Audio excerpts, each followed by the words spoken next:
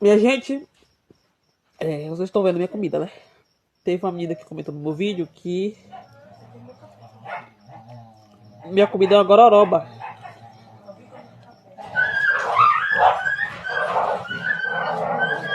Vê aí, Miguel. Oi. Minha comida não é uma gororoba não, minha amiga. Minha comida é uma comida sagrada que Deus coloca na minha mesa todos os dias. Mãe, pode tomar banana Meu alimento é sagrado. Mãe, pode tomar na banana não. Banana. É sagrado.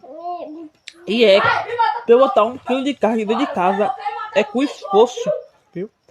Não é fácil não. Então, minha comida não é gororoba não, minha amiga. Minha comida é uma comida sagrada por Deus, abençoada.